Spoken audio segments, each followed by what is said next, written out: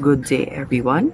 We are the Group 3 and we are here to present to you our topic, which is about the government agencies, specifically the NCIP and the NCCA. But before we go into that, let me give you a little bit of historical context of both agencies. I am Bergrand Onovixway Planas, and let's start on the NCIP or the National Commission on Indigenous Peoples. The National Commission on Indigenous Peoples, or the NCIP, is the agency of the local government of the Philippines that is responsible for protecting the rights of the indigenous people in the Philippines. The commission is composed of 7 commissioners and it is attached to the Department of Social Welfare and Development. The NCIP was formed on October 12, 1997 and its headquarters are in Quezon City, Philippines. The commission began as the Bureau of Non-Christian Tribes created by the insular government during the American colonial period of the Philippines.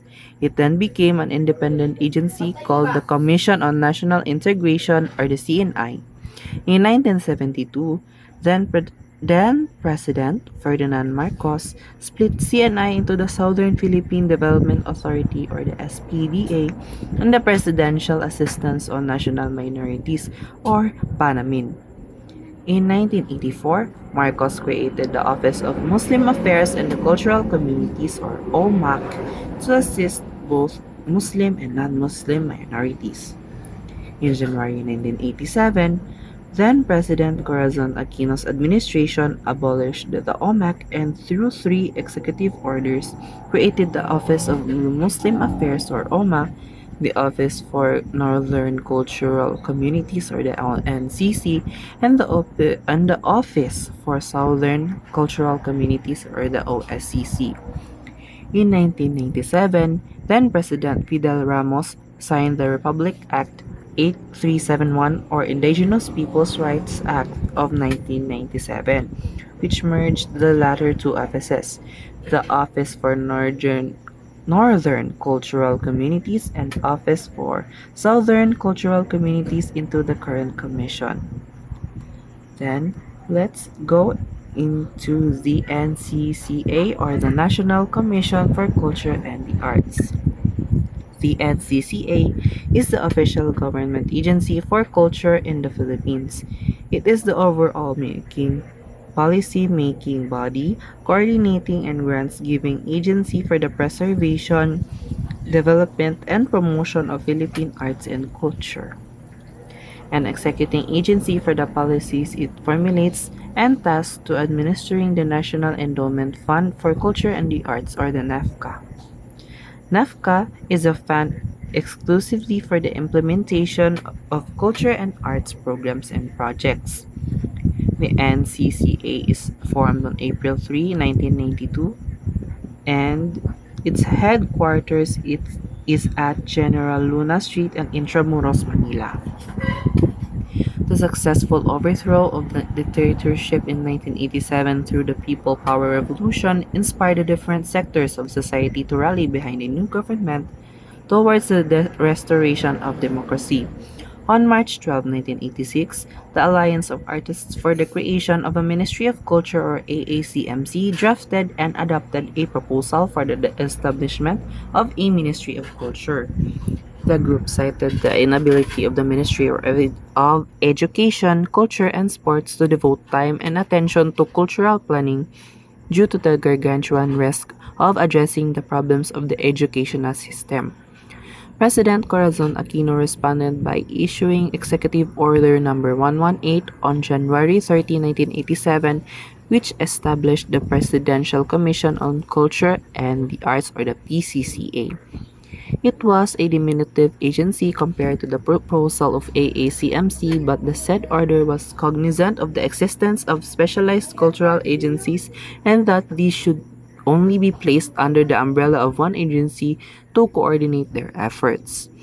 On April 3, 1992, under the new Constitution, Congress enacted Republic Act No. 7356, which institutionalized the establishment of the National Commission for Culture and the Arts, the NCCA, replacing PCCA.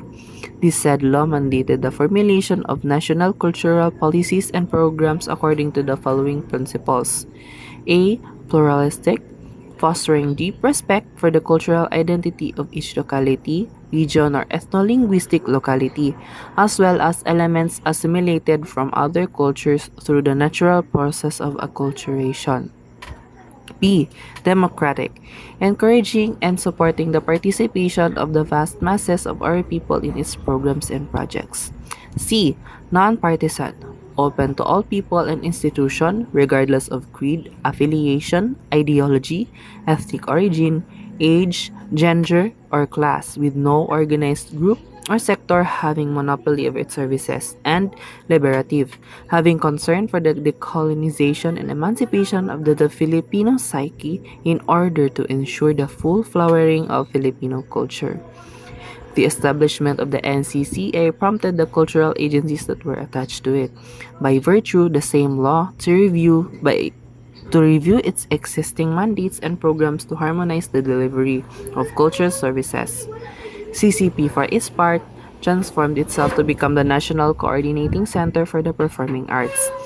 It also sought to remove its elitist image by strengthening its outreach programs and developing partnerships with local arts councils. So, mao ang government agencies na ato ang i-tackle today, and I am just here to give you the historical context. So, kaning duha ka agency kay gi-create yun ni siya para sa mga Filipino people, and especially the NCIP is created para sa mga indigenous peoples para pod maprotektahan ang ilang mga rights as well as i-promote ang ilang culture. Next reporter will be Donami Tabay, which will give you a deeper context about the NCIP. The NCIP, or National Commission on Indigenous People, shall protect and promote the interest and well-being of the ICCs or IPs with due regard to their beliefs, customs, and institutions. NCIP works to protect and improve the lives of ICCs or IPs by considering their beliefs, traditions, and ways of life. Gina-make sure sa NCIP nga ang rights and well-being sa kanina mga communities are respected and supported. The NCIP helps IPs preserve their cultural practices, land rights, and self-governance. Nagapromote sila og education, healthcare, and economic opportunities nga naka-align sa values and customs sa IPs communities. So overall, the NCIP aims to empower and uplift ICCs or IPs while honoring their unique identities. These are the powers and functions of the Commission. Firstly, to serve as the primary government agency through which ICCs or IPs can seek government assistance and as the medium through which such assistance be extended. Sila ang government agency nga nagatabang sa mga IPs para makuha nila ang government support nga para sa ilaha.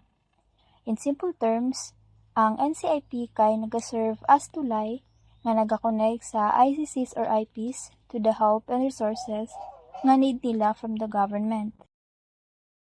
Next reporter will be Anthony Saling. One of the power and function of Commission is to review and assess the condition of ICCs, or Indigenous Cultural Communities, or IPs, or Indigenous people, including existing laws and ideas pertinent thereto, and to propose relevant laws and policies to address role in national development. So that's why we had NCIP, or National Commission of Indigenous People. They serve as the primary government agency for ICCs and IPs to seek assistance and of course to review and assess their conditions and pursuing relevant law. Next, to formulate and implement policies, plans, program, and project for the economic and cultural development of ICCs, IPs, and to monitor the implementation thereof. So these are the some powers and functions of commission focuses on protecting and promoting the interests of well-being of indigenous cultural communities or indigenous people here in the Philippines. Next reporter would be Jason Saladpon. Hi, I'm Jason Isaladpon. To request and engage the services and support of experts from the other agencies of government or employ private experts and consultants as may be required in the pursuit of its objectives. This provision empowers indigenous cultural communities or indigenous peoples to seek external expertise in achieving their objectives. It highlights their rights to access knowledge and support from various sources, both within and outside the government. Request and engage the services and support of experts from other agencies of government. This allows ICCs or IPs to tap into the specialized knowledge and resources available within different government departments, such as those focused on environmental protection, cultural preservation, or economic development. Employ private experts and consultants as may be required. This empowers ICCs or IPs to hire independent professionals with specific expertise relevant to their needs. This could include consultants in areas like legal advocacy, community development, or resources management. To issue certificate of ancestral land domain. This provision stating that ICCs or IPs have the authority to issue certificates of ancestral land domain title is a significant aspect of Indigenous Peoples Rights Act or IPRA of 1997, Republic Act number 8371. This provision recognizes the inherent rights of ICCs or IPs to own and manage their ancestral lands and domains, empowering them to control their resources and ensure their cultural and economic well-being. There are five sources of ancestral land domain titles. The first one is recognition of indigenous rights, legal protection, community governance, economic development.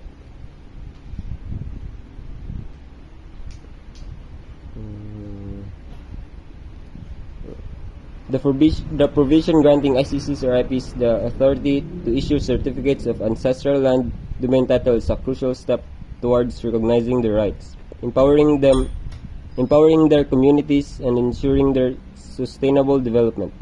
However, it is important to acknowledge the challenges and complexities involved in this process and to work towards ensuring that the insurance of these titles is efficient, fair, and effective in protecting the rights and interests of ICC or IP communities.